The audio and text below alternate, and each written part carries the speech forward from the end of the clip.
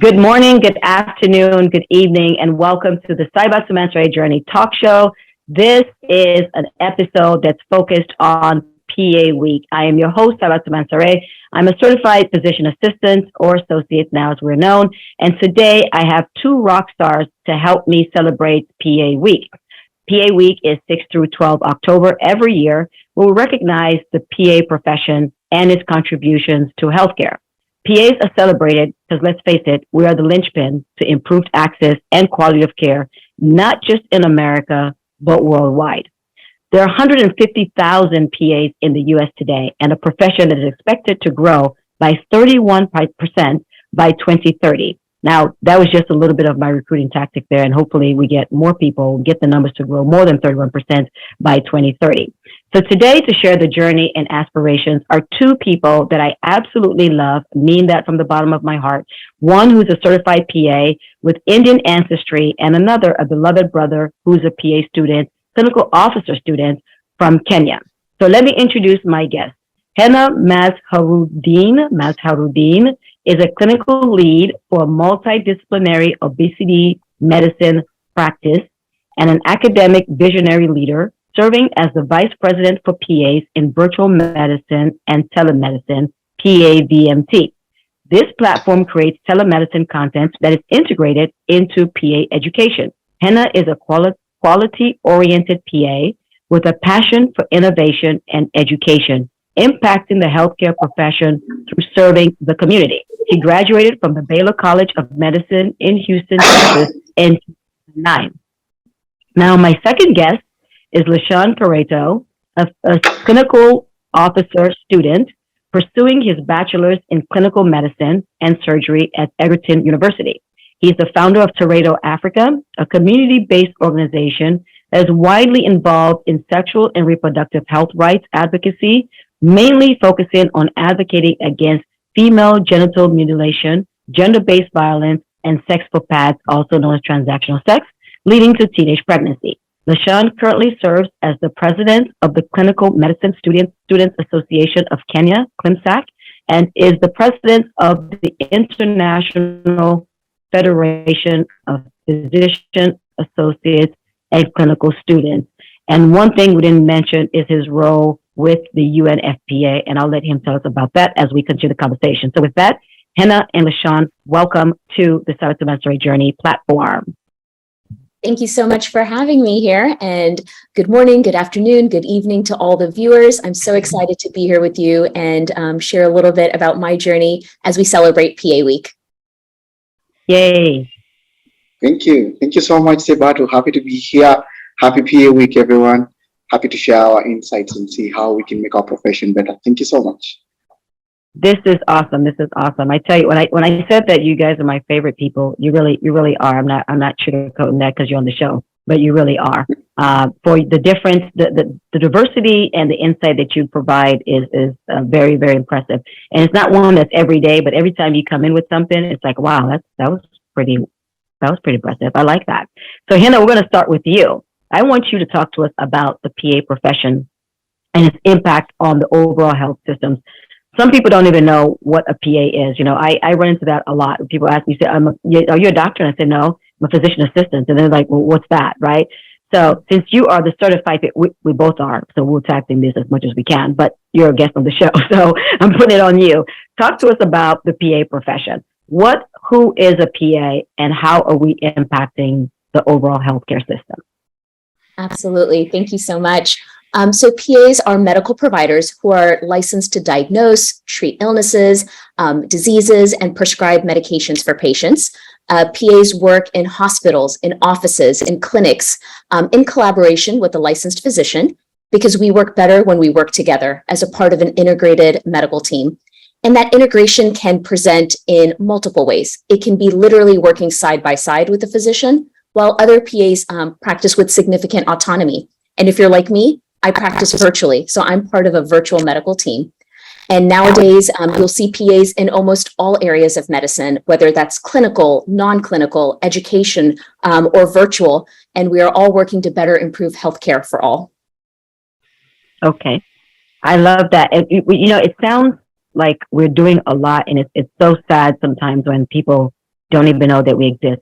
But it's almost a good thing as well, because them not knowing that they don't know the word PA, because they just see us all as clinicians. They see you as a doctor. That means that the quality of care that we are providing is comparable to that of a physician in that family practice setting. In certain, when we're not talking about specialist settings as well, but there are people like you who are already in the specialist setting, and Lesean is trying to get into the surgical setting as well. But it's almost like a double-edged sword. It's like, well, you should recognize that I'm a physician assistant, but then I also feel like maybe I'm just that good at this that you don't really know the difference between the different healthcare practitioners. So thank you for enlightening us on who we are and our role in the healthcare system. Now, Lesean, what inspired you to embark upon becoming a PA? What was your drive? Thank you. Thank you so much, Sebatu. And thank you so much also, Hina. It's very, very nice to learn about your work. So what inspired me to become a PA? One, it's a different story, because I didn't initially know about the PA profession. So I didn't actually choose it that I wanted to become a PA. I wanted to become a doctor, and that was all I thought. Apart from that, I would either be a nurse or a paramedic. But once I was selected for this course, I tried to dig deep, to get to understand what exactly a PA is. And at the very first time, I was confused to, what am I supposed to do? Where do I fall into? And it made me curious, and I read a lot about the profession across the globe, and trying to see what exactly has been the role. And I was inspired by the fact that the PA profession is a profession that is in the grassroots. It's a profession that is really providing direct help to patients in those grassroots, communities. And I realized that it had a special connection with what I have always been passionate about helping communities in the interior places, in those healthcare centers who do not have much, resources. And I felt that this is actually where I'm supposed to be, because initially I've always been in community work. And I realized that for the first time, I have found out about a profession that will allow me to go to the grassroots, to not only, treat patients, but also to advocate and, play my role in preventive medicine. And so I got to learn about this, and I was inspired, even though I had not planned for this, but I ended up in a profession that was right. It was also timely, and it makes me, really focus on the community, prepare, patients for treatment, prepare myself as well by being more on the preventive part, and preventing conditions from worsening, even into now becoming worse conditions. So I realized that I can do community work, I can advise patients, I can do sexual reproductive health advocacy, which is central in healthcare. And I realized for the first time now I can blend my community work and medicine, and that was really a change of my game. I realized that now I have a profession that I can really work with. Back to you, Sebatu. Thank you. It's interesting, because I'm sure all of us on this platform right now wanted to be a doctor for some reason, because of maybe it's our family backgrounds. I don't want to put it on the foreign aspect of it, but I'm sure that has something to do with it, right? Because I remember, when I started my journey, I was just, in the Army. I was enlisted in the Army. On top of that, my parents were like, "You're enlisted in the Army? Not even, you could be an officer. Like, what are you doing?" Right? I'm enlisted in the Army because the standards in America are totally different from the standards in Sierra Leone, right? And so that was their first hang up with me. And then now you want to go be a PA. What do you mean you want to be a PA? You don't want to be a doctor? Like, what is your, she's like, what is a PA? So you go through this process within your own family to sell them on the idea. And so we all grew up with this idea that you either want to be a doctor, or you want to be a lawyer, right? It seemed like there was no other profession out there for you to do. And then some of us were very good in the sciences, so it's only natural that you would just go be a doctor, right? And no one really got us into the PA world. And I'm so grateful in the Army, to be able to see some stellar PAs that really made me think, okay, I think I can do this, because in the Army, it's a little different. We are not just clinicians, we're also soldiers. We do a lot of stuff, leadership stuff, right? And I didn't want to compromise that, because I really love being in the Army. I was like, well, if I be a PA, I'm just going to be in the hospital all day, the clinic all day. Like, I want to be able to be out. I still want to jump out of airplanes. I still want to do my physical fitness. I still want to go to the range. I want to do all these things. And they said, oh, no. That's actually the job you need to get, because that's the only medical profession where it seems like they still maintain their connection to being a soldier. So I'm grateful for the people that sort of led the path before I got into it. And clearly I was taking classes to get out of the military to go to medical school when the teacher, the professor actually asked, thankfully asked the first day of class, why are you here? Why are you guys taking this class? And it was a biochem class. And I said, oh, I'm going to get out the Army to go be a doctor. And he's like, well, what do you mean? Why are you getting out? And then this is the first time, because just like everyone else, I thought the people I was seeing at the clinic were all doctors. I didn't know they were PAs. So I said, and he says, you never heard of the PA? And then he says, well, you're going to come shadow somebody for a week. And I fell in love with the profession at that point. And thankfully, if he had never asked that question, it would be probably a different story today. And sure, and he helped me. It's like, okay, I'll write you a letter of recommendation. You seem like you can speak pretty decently, and you seem like you can read, you can study. So let's just try to, you're doing well in the test in class, so let's go from there. So that's sort of how I got into it. It wasn't something that I woke up and said, oh, I can't wait to be a PA. Then I started to notice all the PAs now within my organization. And I thought, I thought they were just, regular people like myself in the Army doing things because they were so squared away. So it's interesting. Our stories are just sort of similar, that we wanted to be doctors and then we ended up being PAs. But it has allowed us to be very good at what we do, because we're not that we're striving to be a doctor, but we know that we have a point to prove to all, like my mom, like, okay, now she gets it. Okay, no, PAs are pretty cool. They're doing a lot of work. When she goes in, and her doctor will always ask her when she goes to get seen, well, what does your daughter say about this? When she does her annual checkups, because clearly I'm not qualified to see her. So she goes to see her own doctor. And so she'll ask the doctor, and the doctor will always ask her back, so what does your daughter think about this? Well, she said this, and this. You should trust what she's saying. She comes home and I said, it's okay. Someday you'll trust that I'm pretty decent at this. So that, Hannah, tell us what your inspiration or motivation was to become a PA. Absolutely. I'm chuckling because both of your stories resonate so much, and I can hear so much of myself in it. But growing up, just like you, I, for the longest time, thought I wanted to be a doctor, because just like you both, I didn't know what a PA was. And it wasn't until, I would say, late high school, maybe early college, when I started shadowing, that I actually got a chance to learn about what a PA is. And I saw the positive impact they could make. So in my experience, I was mentored by an amazing OBGYN PA who saw patients of all ages with various medical conditions, who saw patients in the clinic, but also did surgeries and helped deliver babies. She was a team player, but also had her own autonomy. And as an outside person looking in, to me, it seemed like she had the best of both worlds.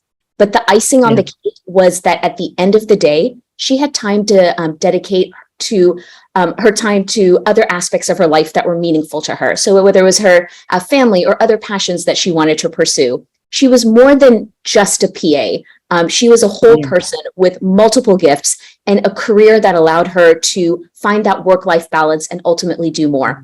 So I can share with you that in my experience, what I love most about being a PA is that it's a profession that grows and changes with me as I grow and evolve as a human being. Yeah, definitely. I think the PA I was when I started and the PA I am today are not the same PA, but in a good way, And I think it's supposed to be a journey for all of us, right? And I remember when I first deployed to Iraq, and I was brand new PA, and I was working with a PA who I think he had been a PA for like 8 years.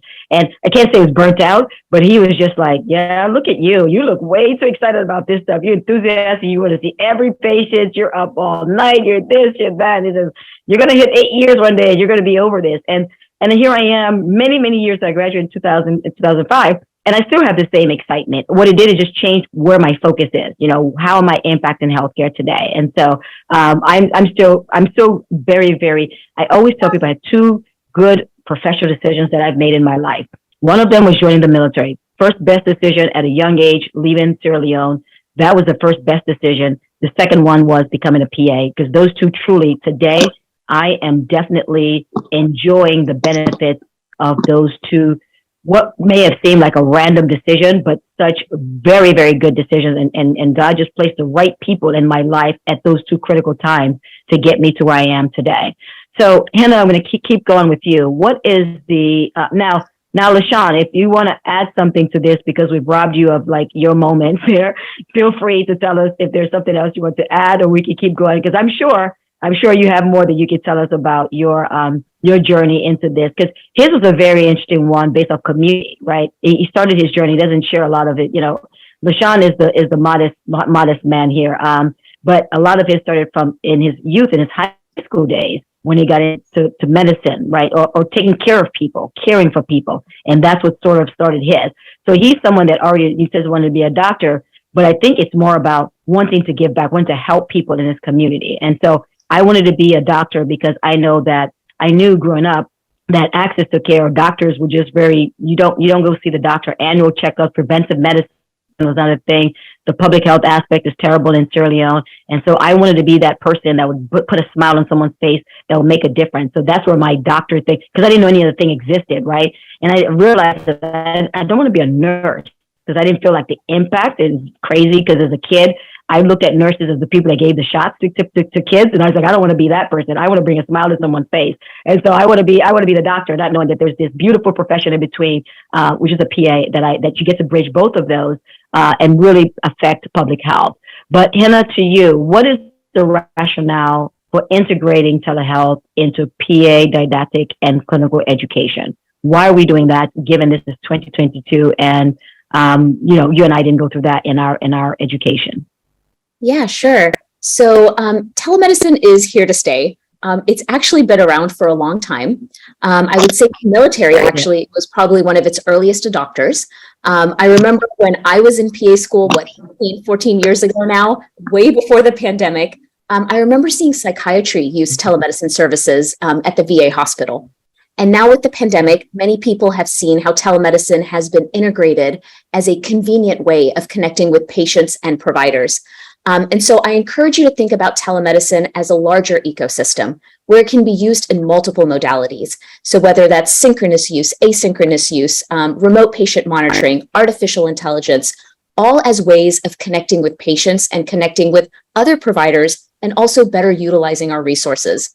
So telemedicine is here to stay and is probably going to stay. It's been here and is going to stay. And we have to learn how to use it now to our advantage. So that means we need to adopt, adapt, and start to integrate this at the PA education level. So for example, how to do a physical exam on a virtual platform. How do you take bedside manner and convert it into website manner and have a virtual skill set? How do you utilize an asynchronous platform into your workday when treating a patient? Or how do you interpret data to gather information from things like digital therapeutic devices, remote patient monitoring, or artificial intelligence? And most importantly, how does this all play into better patient care and outcomes and provider experience? Because especially now, after the peak of the pandemic, provider burnout is a real thing. And if we can utilize telemedicine as a safe, effective, and efficient tool that can potentially help multiple groups or stakeholders, then there's benefit for all. I'm not saying that telemedicine here is to solve all problems. I'm just saying it is a tool that we can perhaps utilize to optimize to our benefit. So as PAs, we have the opportunity to take leadership in this virtual space. And so to have that positive forecast, we have to start with laying down that solid foundation now, and that starts at the school levels. Yeah. No, very, very good. I know when you and I spoke on that podcast, is one of the things we talked about. And I think it's such a brilliant idea. And because it is here to stay, and because the pandemic has taught us so many things, right? And of all the things that may not hang around for a while, I do think that this is one that has been proven to work, right? And you and I have talked about, and I'm going to encourage people to listen to the podcast that Hannah and I had. Telemedicine, its impacts, and also some of the drawbacks that we also, some of us, faced in the beginning when we talk about from the drug addiction, drug treatment, and recovery options. There were some issues there when we started to push for it. But I think those things have kind of worked out. And then we never to forget that population that unfortunately doesn't have access to good internet service. People like us in Sierra Leone. How do we incorporate telemedicine into the clinical officer programs here? Would be a challenge in itself. So taking that into consideration, but I do agree with you. It's here to stay, and because it's here to stay, we are very certain that between the Google and the Microsoft and all the fancy people out there, they're going to find a way to make this something that will reach people like us in these countries where data and all these issues are a problem. So very good point. But to see it in schools for students to go into the workforce already prepared is something, because I know I'm sure there was a huge learning curve as well for the provider as there was for the patient, right, to get adjusted to this. So if they're learning it now in school, I think it's a very, very, very good thing. Now, Hannah, what are your accomplishments in the PA profession? And what do you currently, let's talk about that. Give me one or two accomplishments that have made a difference in your life since you've become a PA. That's a loaded question there, because it's honestly, this profession has given back in so many ways. But I can share with you two kind of big passion projects that I'm currently working on.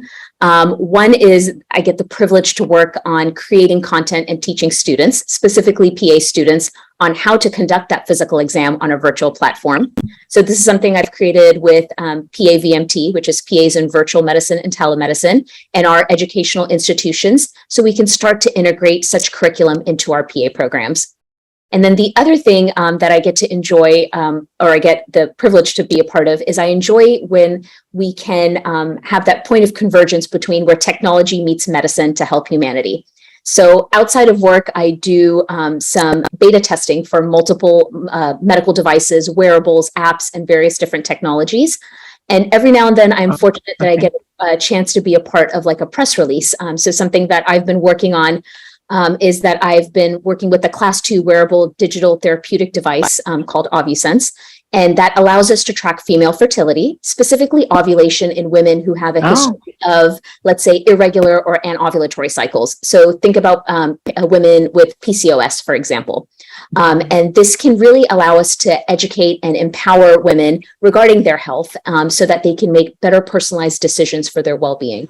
So I'm really blessed that I get to play a small part with multiple companies to create these kind of wonderful tools. And those are my two big passion projects currently that I'm working on with the PA profession. I love it. I love it. And I can't wait, especially on the second one, the fertility one, because Lesean and I are in the maternal health, sexual reproductive health business in our own little platform. And we want to talk about a lot of, family planning, spacing your children out sort of thing. And one thing that we notice in our communities, and I'm sorry, Lesean, if I'm generalizing here, but I think it's an African problem in itself that we don't create the environment where young girls and their mothers or families get to talk about sexual reproductive health, right? Or the access to care, to sit with a provider and actually talk about ovulation and menstrual cycles. And we don't get that, right? And so fertility, knowing your ovulation period, your cycle, is very, very important if we're trying to reduce teenage pregnancy. And he and I are working very hard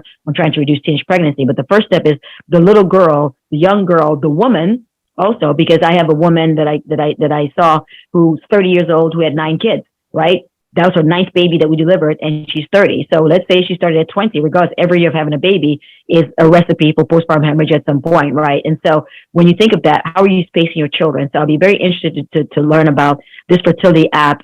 But again, we have a bandwidth problem, so I'm not sure how it's going to work here, but it's something we definitely would love to be interested in hearing about once you get further along on it, if you don't mind, just getting Lesean and I kind of schooled up on it. He may have better luck at utilizing it before I will.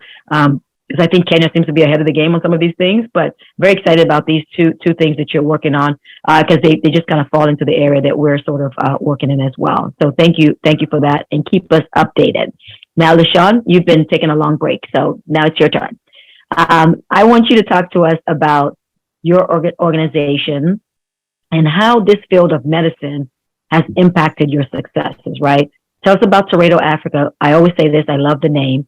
And talk to us how your journey of becoming a PA has actually impacted the work that you're doing with Carreto Africa. Amazing. Thank you so much, Sebatu, and also thank you so much, Ina. I mean, the conversation is really brilliant, and I'm having so many ideas coming on board on really how we can use technology towards even our work in grassroots. And I really do appreciate it. I'm looking forward to us really working together. And so Carreto Africa is a community-based organization from Kenya. It's rooted in the Maasai land. Maasai community is one of the most indigenous communities in the world. And so Carreto means help. And then Africa is Africa. So we are helping Africa. That is what the name means. And then now looking into how we got started we got started in 2016 when I was still in high school. I had Mhm. this passion to help people when I was younger. And Mhm. most of the time when we were at home, we will see families that really. I thought initially that parents, so long as you have parents, you can provide all basic needs. But later on, I realized that some parents cannot support their families, even though they are present. And so I united together with Mhm. my colleagues, and we decided to be donating some money, especially in the last week as we headed towards our school. And we will sit down together and contribute a little bit of money here and there. So we initially wanted to fight poverty in general, but later on I realized that poverty was quite broad, and there was so much to do with poverty.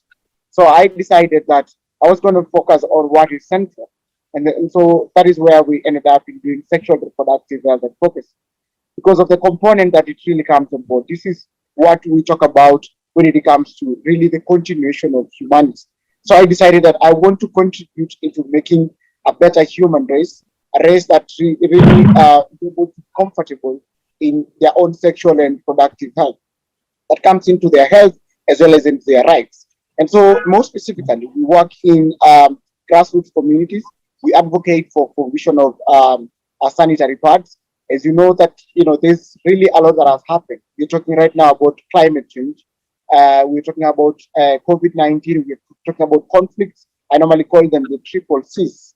And so these triple C's have ended up increasing the levels of poverty that has made it so hard to access reproductive health issues as well as information as well as the resources that you require during different periods in productive health cycles. So during COVID, lots of girls could not afford sanitary towels, and this made them end up Mhm. being used because they cannot afford these sanitary pads.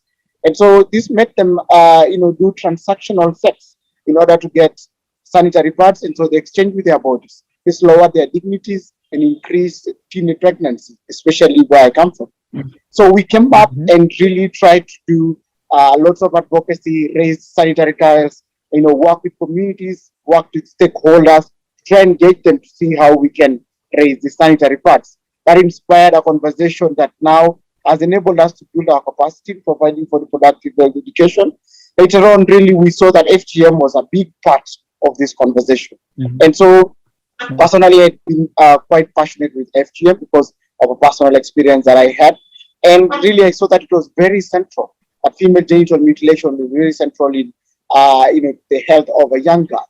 And so we engaged in a lot of advocacy, fighting against FGM in communities, teaching it in our languages, and we ended up really changing, engaging men and boys, engaging girls and women, engaging government and other stakeholders in this conversation. And our work was really impactful. We saw a lot of change. We saw communities come on board to end female genital mutilation after they realized that it causes fistula, it causes, it increases chances of maternal deaths, it increases pain, Mhm. overbleeding, and so many other effects. And so our work was really celebrated across board. I was awarded by the president of Kenya the outstanding award for outstanding efforts to fight FGM. Later got the Princess Diana's award for outstanding work in public health, and that has really Yeah. encouraged us. And now we are really growing as much. Someone was asking me, why don't you have an office in Malawi? And I'm just saying that we are still Mhm. getting to try. We're still in Kenya, but we're really looking forward to really building into our name of helping Africa, where we will really Yeah. reach into as many communities as we can, and we can engage them in reproductive health issues. We can provide with them education, and now we can use the virtual platforms that have been provided for technology to reach out to as many communities as possible.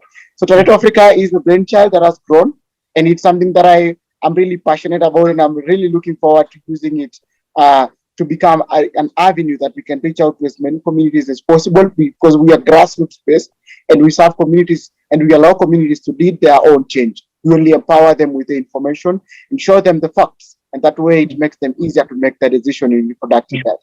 Thank you so much. Back to you, Sebat. Definitely, definitely. We share that. We share that in common. I'm not sure if he's. Oh, okay. Go ahead. Go ahead. This is the problem we have. Okay. Can you hear us? You're breaking up Yes, there towards the end. Okay, okay.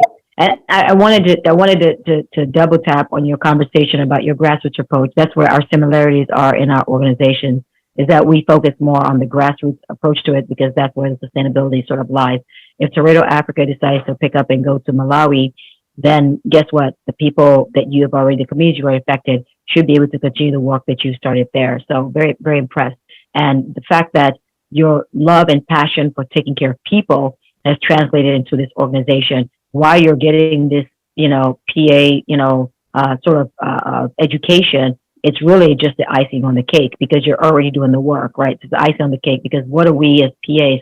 One of our big preventive, public health focused, right? There are lots of things, increasing access to care, all these things that you're talking about doing, but at that community level. And that's the beauty of being a PA, that we're so versatile, right? And I love that about, because as we all sit here today, the three of us are doing three different things in a way, but we're impacting healthcare. We're not working at the biggest, fanciest Kaiser Permanente hospital of sorts, right? Everybody's doing their own little thing and love it. And maybe Kaiser's supporting Hannah's work. I don't know. But my point is that none of us are sitting at the, we're not badging in to go to a hospital today to do our work, but we're still in our own little way impacting healthcare. Lesean and I are focused more at that grassroots, the African sort of approach to it, which is so important because you can build 10,000 hospitals in the world, but if you can't get the people to want to access it, it doesn't matter if I bring 50 doctors, 100 PAs, 100 nurses. I first have to get that mindset change to want to come and seek care. And that's where we focus so much. We're in the field. He sent me a picture yesterday of him actually out in the field. I was just in the field. I got back, I think, a day or two ago, because that's where it is. And we're seeing change. We're hearing from our partners that, no, we don't need you to come. We're going to do it this next go around. We should lead the efforts on sexual reproductive health in our own communities. These are our kids. These are our wives. We should be able to do that. And such a fulfilling, a rewarding feeling at the end that what you're doing is actually paying off. And then I sit back and I say, I'm a PA. I'm a PA. And here I am. I feel like the PA that just got dropped off on the helicopter in some foreign place. Like, all right, now go do great things. Remember all the things we taught you. Have fun. Go at it, right? And I've embraced every moment of it because the PA world actually prepares you for all of this. People always ask, well, how'd you get in the nonprofit? Why are you doing this? Because the image sometimes that we have of PA is that you're sitting in a clinic seeing patients and that's it. But we're so much more than that. There's so much that we can do. Our voice, our training prepares us for so much. Then when you add for me the military part to it, it's almost like it's unstoppable. Like I can do all of these things. Yeah, here I am hosting a program. I do this. I talk to people. I'm all over the place doing things, right? But all of it is based off that foundation that I received from the Army and PA, because I put them at the same level. Those two things have prepared me that I can walk into any office and I feel like I can hold my own for at least the first 5-10 minutes, right? Before they probably corner me. But the first 5-10 minutes, I think I have the upper hand on that. But Lesean, how is your clinical medicine and surgery background helping you to advance your advocacy when we talk about SRH for women in Kenya?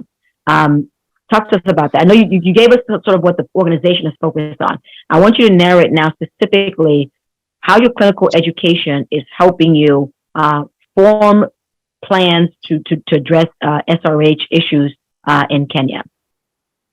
Awesome. Thank you. Thank you so much. And that was a great question. And I really would like to really mention that the training in itself of becoming a PA is a very good training to, self-empowerment towards reproductive health education. So the discipline that comes on board with having to read on your own, to teach yourself, to become, to know that tomorrow you will be a patient on your own, is really, the training in itself is really, really great.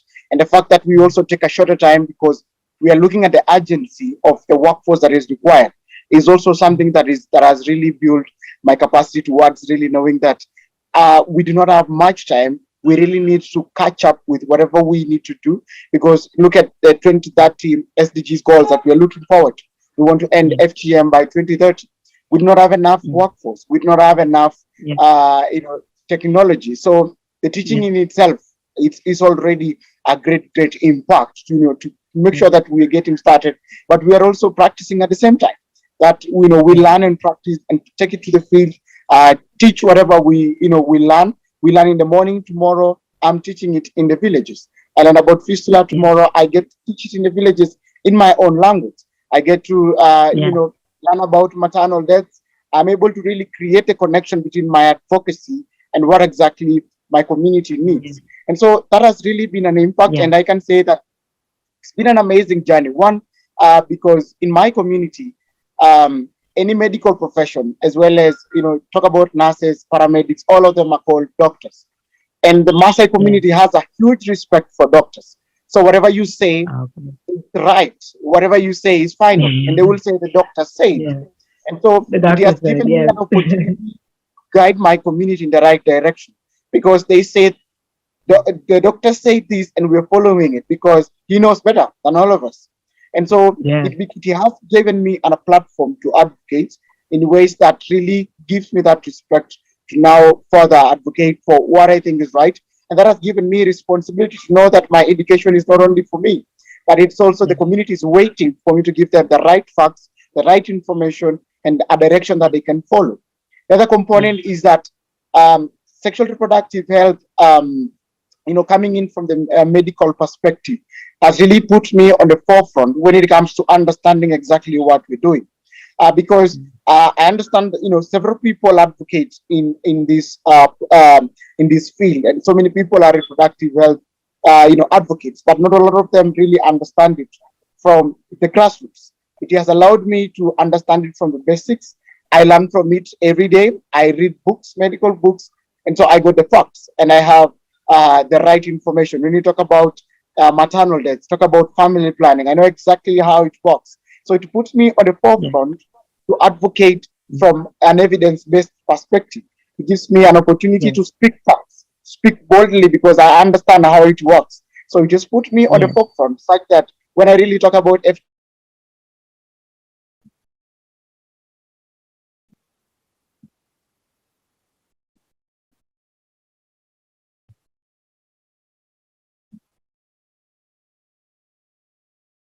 Our internet connection is spotty at best here.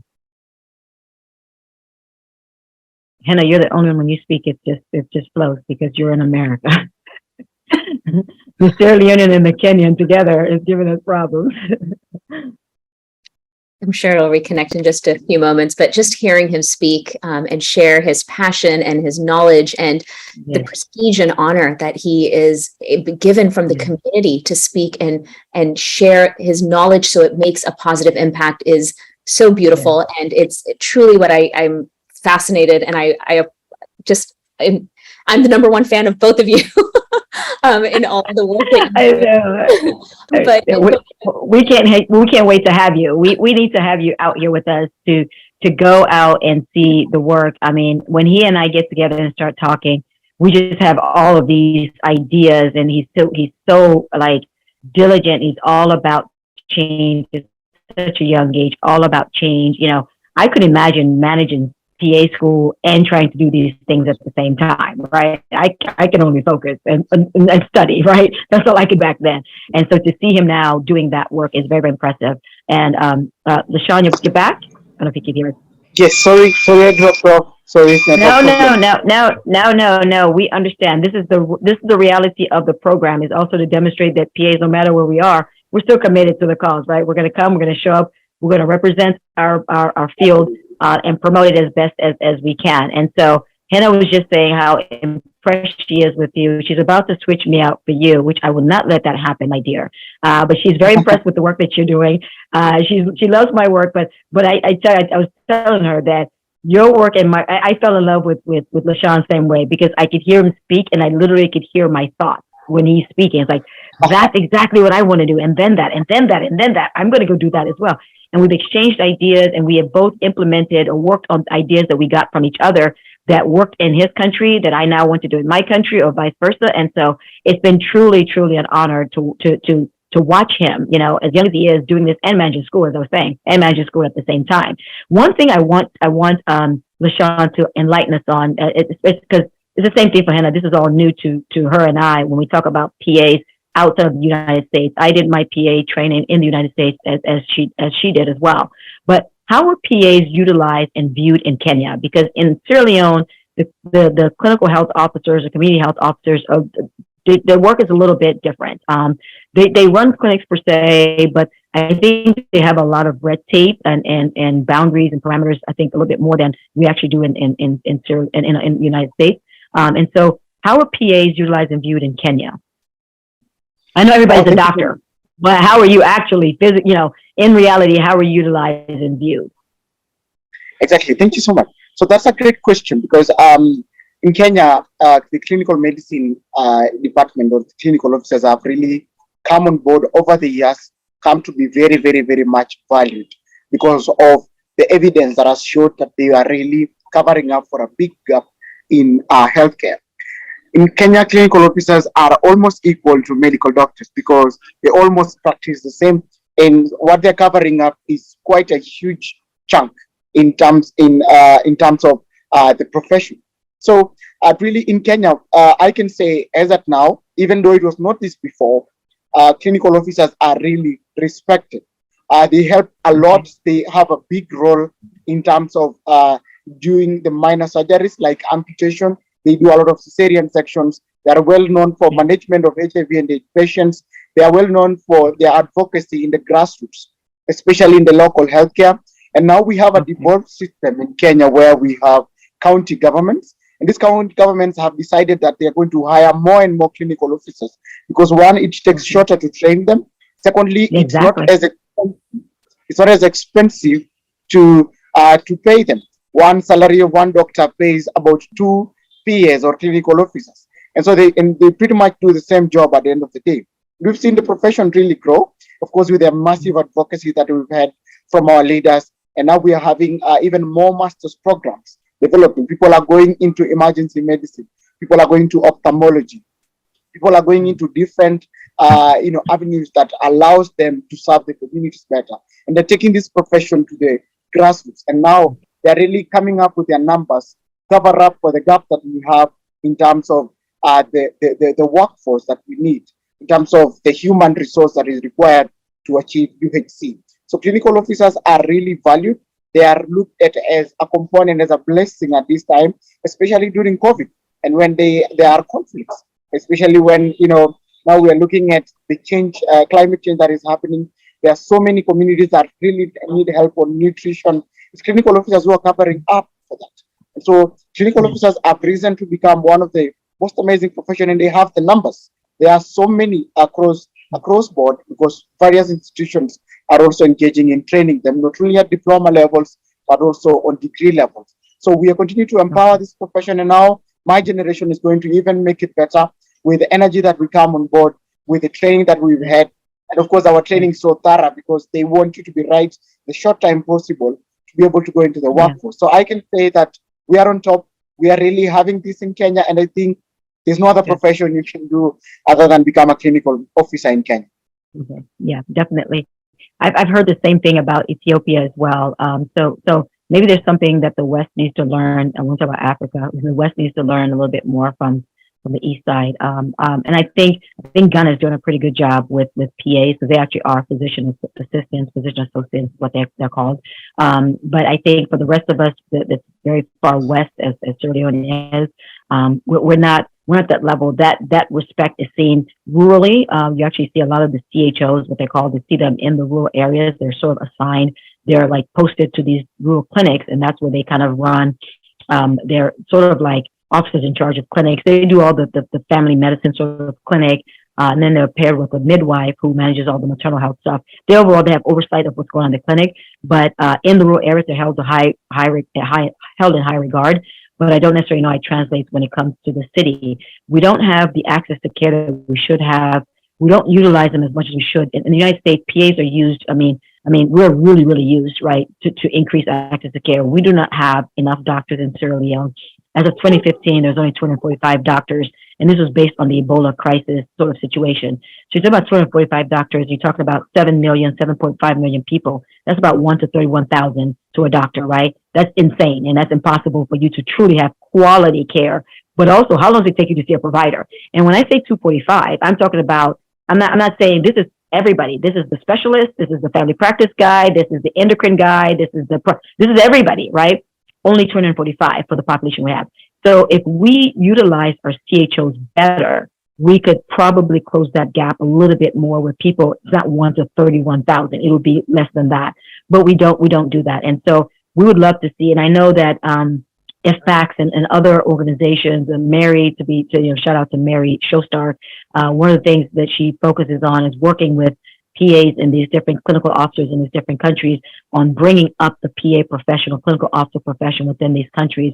I know some countries are a little slow on the draw to try to do that, but I hope that we're able to get somewhere, and hopefully I can be part of lending my voice to that as well. I wanted to go visit the school where they do their training. That's one of the next stops I need to make, to see what the training looks like and what's the turnout, and what is it that we can help to advocate for, because part of our jobs as well as PAs is advocacy, not just for our patients, but also for our profession, right? And for them to see that me standing before you that you hold in this regard is the same as this person right here that you're trying not to hold in the same regard. We're clinical officers. It's called PA in America, but clinical officer PA should probably be the same thing. So definitely going to try to push to see how I can also get involved in that.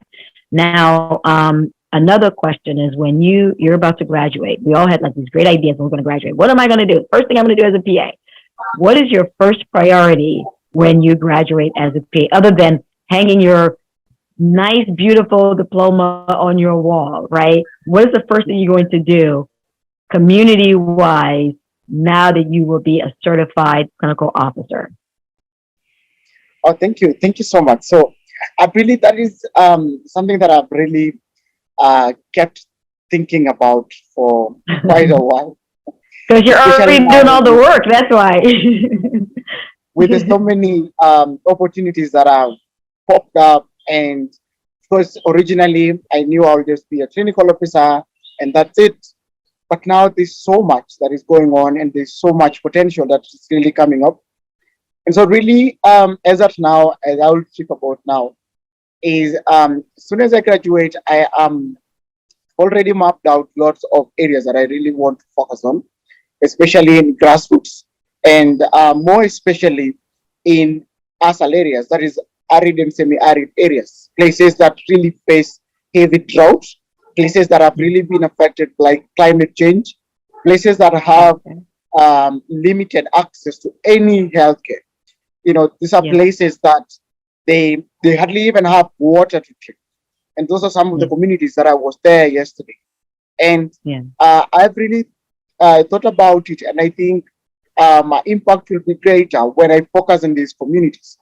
Some of these communities do not have, they do not even have basic. Let's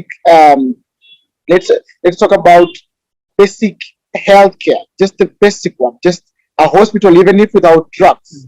So I'm thinking about. I've always had this idea that I had that there are these big containers that that carry luggage, especially with trucks. And I've seen amazing innovations that are changing those trucks into little hospitals, emergency areas. So I'm thinking that, with the help of partners, I'm thinking about setting up basic healthcare centers in different areas that will be avenues or places that we can use to advocate for. And so we will come, set up a small container, about 3 rooms only, have drugs in there, then we treat community health volunteers to report, at least give us data, even if we cannot provide for lots of treatment, but we can collect data, we can treat what we can treat there, and then we can forward to the nearest healthcare centers. And this normally happens especially with pastoralist communities that do not have access to healthcare, because they keep moving here and there, and what they really value is their lifestyle. I'm thinking about reaching out to them in those grassroots communities, communities that not have access to healthcare. And I would like to, at least before I specialize, I would have been able to really set up those little centers that they can come in, get emergency care, get deliveries there, at least get first aid. Because I think before I advance my education in the amazing fields that we have, there are communities that I really need to bridge the gap, catch up with the rest. That way we can now move together. So that is really my priority now as I graduate. Okay, definitely. Hannah, I want you to chime in, because I think I see where one thing I don't know if we do this. Maybe I'm just not smart, and maybe you know a lot about this. sounds like we could do some sort of exchange program thing. And exchange, we don't want to leave. Like Lesean and I are happy to be right in Sierra Leone. I want to be in Sierra Leone. He wants to be in Kenya. So I don't necessarily need to go to America and swap out with someone to come and do my work. But it would be very good to have something where we have USPAs come and join us in our efforts and add to the work that we're doing. Come with their sort of, sometimes the Western innovation doesn't necessarily work for us, but you may benefit from the work that we're doing here. Do you see that as something, and do you also see talking about global medicine from a community standpoint being sort of incorporated in PA education? Because even in the United States, there's still rural areas, there's still disadvantaged areas and marginalized people, right? Are we preparing our PA students for that, right? To go and work in, remote areas of Alaska, remote, American Indian reservations? Are we preparing our students for that? Because that's the extreme for America when we talk about rural, and what Lesean and I are doing are the extreme for us in Africa. So what is your take, someone that's very big into the education world for PAs? What do you think about that as we're adding telemedicine? Do we have a section, do we have room to incorporate something about global medicine or rural medicine? Maybe it's more rural medicine, where you force the students to start to think of not having anything but like this pen and off you go do great things, right?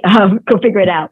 Is that something you think would be good for us, for PA students that are emerging now? Absolutely. When you were just asking these questions, so many thoughts were kind of going through my mind. As far as teaching PA students about rural medicine, yes, it does happen. There are schools that are actually, that is one of their main focuses, is they teach that. But I can speak to you from my own experience as far as what I've been able to do with PAVMT and teaching our students even about utilizing telemedicine in these rural areas. Because with telemedicine specifically, which is what I do a lot of work in, that's kind of one of its perks, right? That it's a platform to connect with patients wherever they are. We're no longer limited by zip codes, is what we say over here. And also providing care and utilizing resources in a way that to not only help our patients, but also to connect with providers that may be in other areas. And so when I teach students, we do these demos, we do these think about like OSCE cases, right? So we kind of have a live patient demo and we teach them where actually I get to be the patient and they get to be the providers. But we teach that where it's about, hey, what happens if you're teaching. Now I'm in Texas, so even in rural Texas, I mean, there are so many smaller towns where we may not have access to care that way. So what happens when, in America nowadays, at least in America, you're seeing so many people who have phones and who have access to at least connecting, with telemedicine that way. But now they don't have access to a local ER, and they don't have access to things. What do? How do you call for help? How do you connect with, let's say, somebody who is having a stroke, right? Something that's emergent and time specific. And then how do you utilize telemedicine in a larger ecosystem? So start thinking about how do we do things like telestroke protocols? So how can we bring information to that patient or get them to at least the local ER, even if it's in the next town? And how can we start start utilizing our resources and our specialists to help our patient where time is critical, especially, for example, in a stroke or, something acute that way and emergent. And how can we get that information? So those are actually things that we talk about with our students, and we do these demo cases and where they get to kind of act it out and practice it. So that's here in the US, but I love the idea of even having a global community and a global education learning system, because there's so many things to learn. And it's the thought process. It's the way that we problem solve that then if we can share that even in a global, in a global sense, and then bring it back to our local or vice versa, maybe we're doing something that can utilize you. And it's just that thought process and thinking through and having kind of that beehive mentality, of how can we help each other?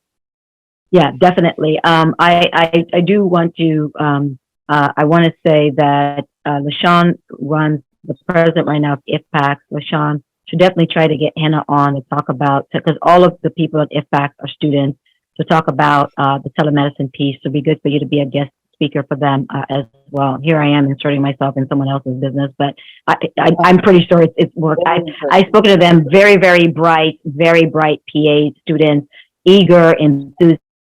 So it'd be very good for them to get that perspective as well. Because what we've noticed in some of the schools, with some of the students, when I talk about maternal health, sometimes whether it's PAEA or whatever, a lot of schools, I can't say rob, but a lot of kids students are not getting all of the array of the spectrum of clinical experience that they should have, right?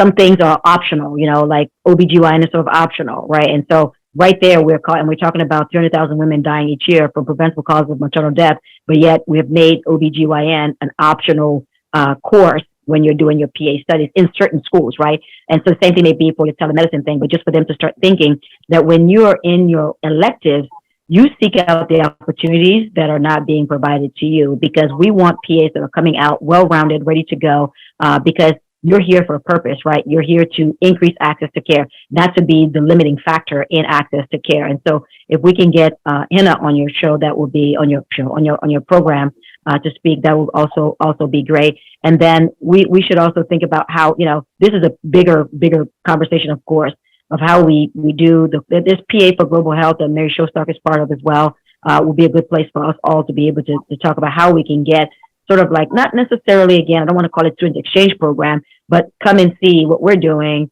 in our little communities and affecting care and impacting care, and what we can learn from you guys. Because what I learned in the States was more in the urban setting of medicine. It's military medicine at that, right? Where everything, you kind of have everything until you deploy, and then you really don't have anything, and then you sort of, improvise from there. But it would be also interesting for us to be able to exchange ideas, you said, knowledge sharing, because I think Lesean and I see ourselves more as the bridge, the bridge between the knowledge and execution. We just happen to be the people with a little bit of intelligence about this stuff, as you talk about advocacy, but actually this is what the book says. This is evidence-based, right? This is not what the traditional healer is saying. I'm telling you how this is going to work, and then leave it to them to sort of execute it. And so there's a lot that we can benefit from that. So I've tasked the three of us to come up with a way that we would do an exchange. We'll start with Hina being our first exchange PA. If nothing else, just for the three of us to hang out, because I love you both very, very much. So if we get nothing out of it, at least we get a hangout session. So as we close, many thanks to the PAs and clinical officers around the world that are working tirelessly to provide quality health care and are the key to improving access to care within many communities. Now, sometimes it may seem as though our contributions to healthcare in our clinics or hospitals may go unnoticed, but as a fellow PA, I applaud all of you for your commitment to the healthcare of all. In 4 short bullets, AAPA, American Academy of Physician Assistants, tells us how we as PAs go beyond. And that is by 1, leading with experience and expertise, 2, listening with compassion, 3, empowering patients with personalized quality care, and lastly, by strengthening the core of the healthcare system. And I think we have hit on all of those. Between Hina and Lesean, I think we hit all 4 of those. I may be the weak link in this conversation here, but I think we have hit all 4 of those. So we do agree with APA that it is a profession that is a call to service, a call that is inspirational, and one that we on this platform and PAs around the world, clinical officers around the world, that we never get tired of answering. Hina and Lesean, keep up the good work. Keep representing your motherland so beautifully. One from India, one from Kenya, me from Sierra Leone. You are an inspiration to the lands you came from, and I look forward to your continued success stories. Thank you very much. Thank you so much. And it was an honor to speak with you, with your audience, Lesean. It was absolutely an honor to hear you speak. I am so impressed by all of the amazing work that both of you have done. And I am, like I said, #1 fan for both of you. And there's enough love for everyone. So don't worry. Okay. I will share. It's okay. I hold on tightly to all my PA and PA clinical officers. I love it. All right. To follow my local activities in Sierra Leone and the foundation, please follow the Saiba to Mansoray Journey and the Mansoray Foundation on both Facebook and Instagram. The Mansoray Foundation is also on LinkedIn. To support Lesean's work at Carreto, to support Lesean's work, visit Carreto Africa Official on both Instagram and Twitter. To support Hina's work with PABMT, go to pabmt.org. Support other PAs such as PA Moms on Facebook and LinkedIn. Let's also support Michelle Cambron. She's a fellow PA on her platform called The Medicine Couch on YouTube. I am your host, Saiba Tumasare, and I am signing out. Be bold, be brave, be you. Thank you. Thank you. Thank you so much. You are welcome. And I need to end.